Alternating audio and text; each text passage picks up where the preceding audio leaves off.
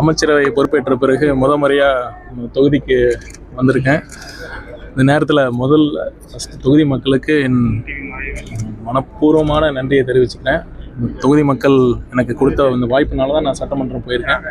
என் மேலே நம்பிக்கை வச்சு அவங்க வீட்டு பிள்ளையாக என்னை ஏற்றுக்கிட்டு அவங்க வாக்களித்து சட்டமன்றம் அனுப்பியிருக்காங்க. கண்டிப்பாக அவங்க நம்பிக்கைக்கு 100% நான் உண்மையாக இருப்பேன்.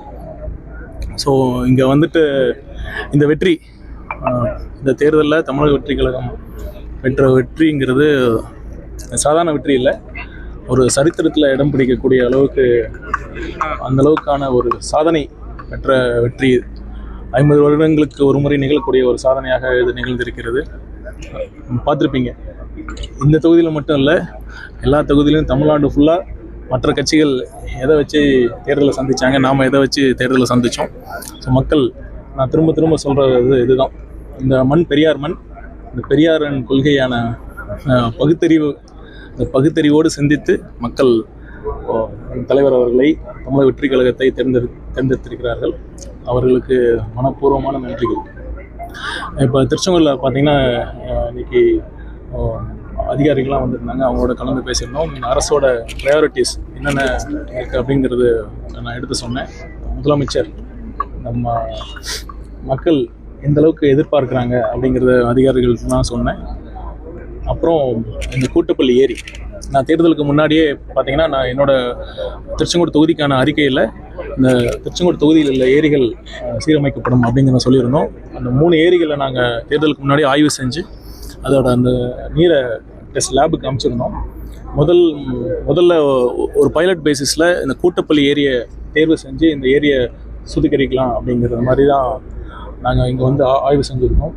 பார்த்திங்கன்னா கூட்டுப்பள்ளி ஏரியோட பாதி ஏரியில் வந்து கிட்டத்தட்ட ஒரு 20-25 அடிக்கு குப்பைகள் கொட்டப்பட்டிருக்கு. அது ஒரு பக்கம் அந்த பயோமைனிங் முறையில் அந்த குப்பைகளை அகற்றுறதுக்கான பணிகள் மேற்கொள்ளப்படும். அதே பேரலாக இந்த பக்கம் இன்னொரு பகுதியில் இருக்கிற ஏரி தண்ணீரை வந்து சுத்திகரிக்கிறதுக்கான நடவடிக்கை. நிமல் ராகவன் உங்களுக்கு எல்லாம் தெரியும், கிட்டத்தட்ட ஒரு 300 ஏரிகளை அவர் சீரமைச்சிருக்காரு.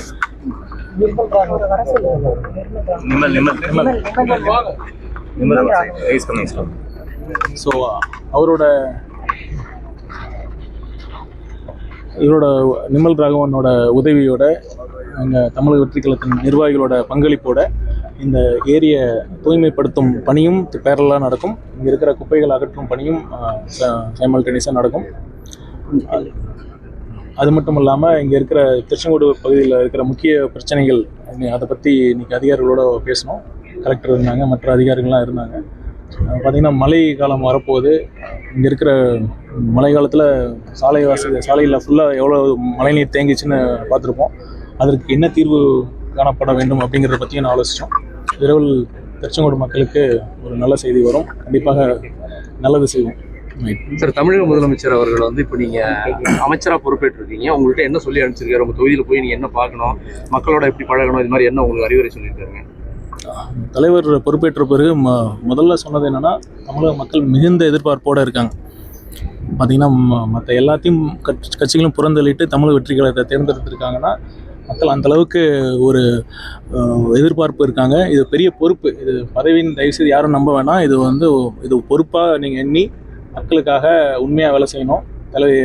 ஏற்கனவே சொன்ன மாதிரி ஒரு கரப்ஷன் ஃப்ரீ, ஊழலற்ற ஒரு நிர்வாகத்தை நான் கொடுக்கணுங்கிறது தான் தலைவரோட லட்சியம். அவருக்கு சொன்னார்ல, அவரும் ஊழல் பண்ண மாட்டார், பண்ணவும் விட மாட்டாங்கிறதுல ரொம்ப தெளிவாக இருக்கார்.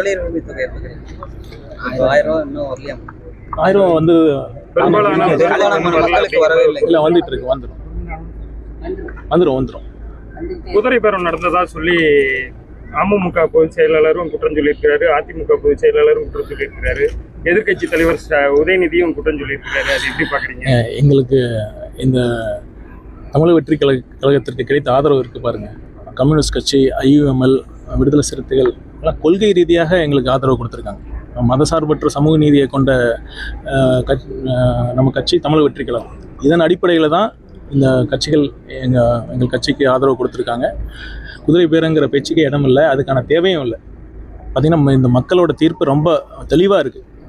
மற்ற ஆட்சிகள் வேண்டாம், மற்ற கட்சிகள் வேண்டாம், தமிழக வெற்றி கழகத்தின் தலைவர் முதலமைச்சராக வர வேண்டும் என்ற தீர்ப்பு தான் இந்த 2026 தீர்ப்பு, இந்த தீர்ப்பை அந்த மக்கள் தீர்ப்பை மதித்து தான் அந்த கட்சிகள் ஆதரவு கொடுத்துருக்காங்க. அதற்கான அவசியம் இல்லை. கண்டிப்பாக எங்கள் தலைவர் அதுக்கு அனுமதிக்கவே மாட்டார். அதிமுக முன்னாள் அமைச்சர்கள் வந்து தாவேகாவுக்கு ஆதரவு தெரிவிச்சிருக்காங்க. அதிமுக பொதுச் செயலாளர் நீங்க அவர் இல்லத்துல சென்று சந்திச்சதா ஒரு தகவல் வெளியா இருக்கு. அது என்ன சந்திப்பு அப்படிங்கிறது? ஊடகங்கள் ஒரு செய்தி வெளியிடும் போது அது உண்மைத்தன்மை இருக்கான்னு செக் பண்ணியாச்சும் வெளியிடணும்.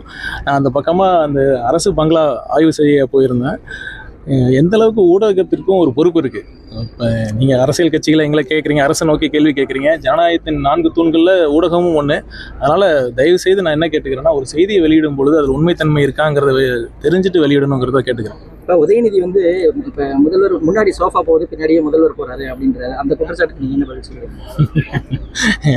யார் எதை பற்றி பேசுறது? இந்த தேர்தலில் என்ன பண்ணாங்கன்னு உங்களுக்கே தெரியும். நான் திரும்ப சொல்லணுமா? இந்த தொகுதியில் ஒவ்வொரு தொகுதியிலும் எவ்வளோ இது பண்ணாங்கன்னு. கண்டிப்பாக அதில் அந்த ஒரு சொல்கிற மாதிரி குற்றச்சாட்டுகள்லாம் முற்றிலும் தவறானது, தேவையற்றது. இந்த நேரத்தில் ஒன்று சொல்லிக்கிறேன்.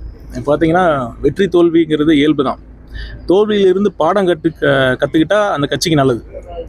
இதுவும் கீழே விழுந்தாலும் மீசையில் மண் ஓட்டலைங்கிற கதையாக இத்தனை சதவீதம் ஓட்டு வாங்கியிருக்காங்க, இத்தனை சதவீதம் மக்கள் வாக்களிக்கவில்லை அப்படின்னா, இதுக்கு முன்னாடி நடந்த திமுக ஆட்சியில் 100% திமுகவுக்கு மக்கள் வாக்களித்தாங்களா என்ன?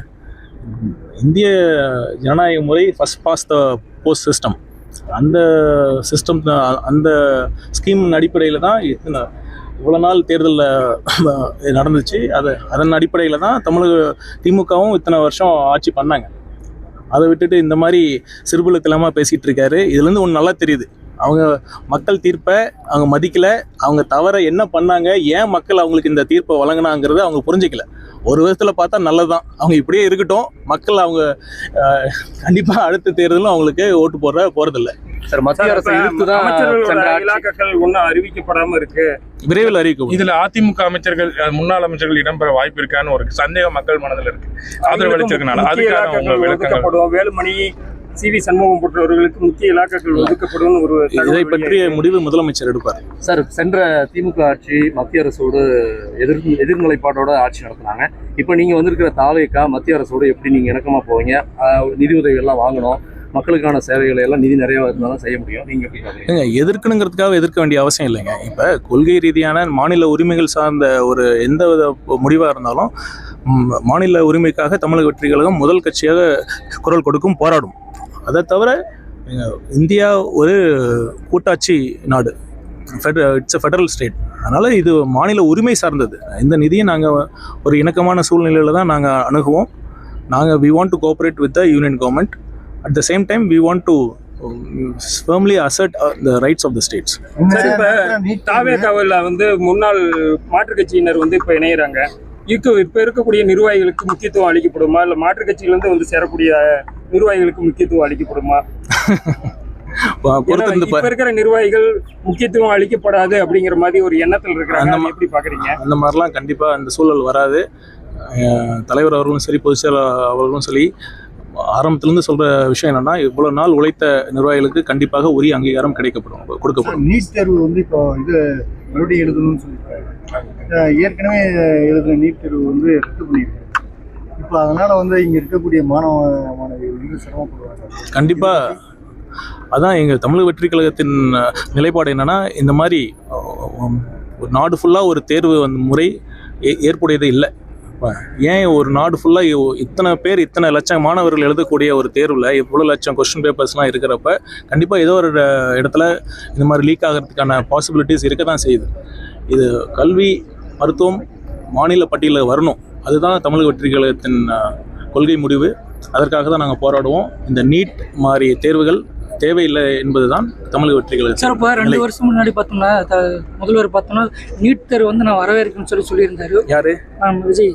எப்போ சொன்னாரு? ஒரு பொது நிகழ்ச்சியில் சொல்லியிருந்தாரு. செக் பண்ணிட்டு சொன்னா அப்படிலாம் இல்லை சொல்லியிருந்தாரு. இப்போ பார்த்தா நீட் தேர்வு வந்து எதிர்ப்பு தெரிவிச்சு நீக்கணும்னு சொல்லி கேளுங்க, கடிதம் எழுதியிருக்காரு. கேளுங்க, மற்றவங்களை கேளுங்க, யாராச்சும் நீட் வேணும்னு சொன்னாங்களான்னு கேளுங்க. இல்லை, இது தவறான செய்தி. எப்பவுமே அவர் நீட் வேணுங்கிற சொல்லவே கிடையாது. இல்ல, ஒரு போன நிகழ்ச்சி ஆட்சி பேசி வந்து நீட் தேர்வுக்கான ரகசியம் எங்களுக்கு தெரியும். நாங்கள் வந்து நீட் தேர்வை வந்து ஒரு மாட்டோம்னு சொல்லிட்டு அவங்க வந்து வெளிநாடு அனுப்பி அந்த ஒரு 15-20 குழந்தைங்க வந்து படிக்க வச்சு டாக்டராக்கி இங்கே கொண்டு வந்தாங்க. அந்த மாதிரி ஏதாவது வெளிநாட்டுக்கா? ஆமாம், யூஎஸ் மாதிரி அனுப்பி அங்கிருந்து டாக்டர் பட்டம் அந்த டாக்டர் படிக்க வச்சு இங்கே கூட்டு வந்த மாதிரி இங்க படிக்க முடியாத மாணவிகள்லாம் அங்க வெளிநாடுகளுக்கு அனுப்பி சைனா அந்த time இதுல நாடுகளுக்கு படிக்க அனுப்பிச்சாங்க. ம். இப்ப நீட் தேர்வுக்கான நடவடிக்கைகள் இந்த அரசு ஏதாவது எடுக்குமா? எடுக்குமா இல்லை இந்த இந்த மாதிரி இதே மாதிரியான வெளிநாடுகளுக்கு போகக்கூடிய வாய்ப்புகள் தான் இருக்குமா? நாங்கள் நீட்டை ஆரம்பத்துலேருந்து எதிர்த்துக்கிட்டு தான் இருக்கோம்.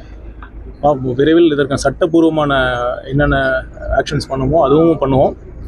அந்த இடைப்பட்ட காலத்தில் நாங்கள் என்ன கேட்டிருக்கோம்னா, தமிழக வெற்றி கழகம் மருத்துவம் ஒரு தனியான ஸ்பெஷல் கன்கரண்ட் லிஸ்ட்டில் கொண்டு வரணும். இது மாநிலமே இது மாநில உரிமை சார்ந்தது. இது மாநிலம் மருத்துவ நுழைவுத் தேர்வு அட்மிஷன்லாம் மாநிலமே பண்ணணுங்கிறது தான் எங்கள் நிலைப்பாடு. இதற்காக தொடர்ந்து போராடுவோம். அதிமுக அமைச்சர்கள் தவிக அமைச்சரவை பட்டியல் வருவதற்கான வாய்ப்புகள் அதிகம் இருக்கா? முதலமைச்சர் இதை பற்றி இந்த முடிவை அவர்தான் எடுப்பார். உரிய நேரத்தில் அதற்கான விடை கிடைக்கும். சார், ஒரு நிறைவான கேள்வி சார். இப்போ தமிழக முதல்வர் வந்து அனைத்து கட்சி பிரமுகர்கள், கூட்டணி கட்சியினர், எதிர்கட்சியினர் எல்லாத்தையும் பார்த்து பொன்னாடை அணிவித்து அவங்ககிட்ட வாழ்த்து பெற்றாரு. நீங்கள் அந்த மாதிரி இங்கே நாமக்கல் மாவட்டத்தில் 6 சட்டமன்ற தொகுதிகளிலும் என்ன மாதிரி உங்களுடைய செயல்பாடு இருக்கும்? இல்லை, நான் திருச்செங்கோடு சட்டமன்ற தொகுதியில் போட்டியிட்ட வேட்பாளர்கள் அவர்களை சந்தித்து வாழ்த்து பெற நேரம் கேட்டிருக்கேன். அவங்கள சந்திப்பேன். நான் தவிக தலைவர் எடப்பாடி பழனிசாமி இதுவரையிலும் சந்திக்கல. அதுல ஏதாவது இல்லை சந்திப்பார். வேறுபாடுகள் ஏதாவது இருக்கா? இல்லை சந்திப்பார். அதுக்கான உரிய நேரத்தில் கண்டிப்பாக சந்திப்பார். தேங்க்யூ.